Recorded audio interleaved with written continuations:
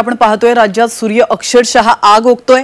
सगळीकडे तापमानामध्ये प्रचंड वाढ झाली आहे। कडक उन्हामुळे नागरिक अक्षरशः हैराण झालेत। सर्वाधिक पारा हा सोलापुरामध्ये जाणवतोय, कारण सोलापुरात 44 अंश सेल्सियसवर पारा गेलाय। जेऊरमध्ये तर 44.5 अंश सेल्सियस इतकं तापमान नोंदवलं गेलंय। तर मुंबई आणि उपनगरातही तापमानात प्रचंड वाढ झाली आहे। मुंबईचा पारा 34.1 अंशावर गेलाय, तर मुंबई उपनगरात तापमान 38.4 अंश सेल्सियस इतकं नोंदवलं गेलंय। महाराष्ट्रात कोणत्या जिल्ह्यात किती तापमान आहे आपण पाहूयात।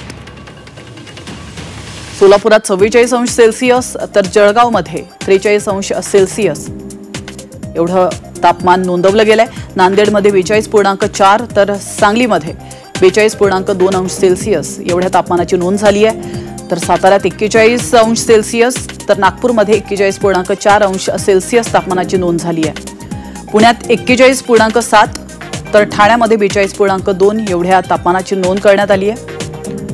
आपण मुंबईचं तापमान पाहतोय। मुंबईमध्ये 34.1, तर मुंबई उपनगरात 38.4 इतक्या तापमानाची नोंद झाली आहे।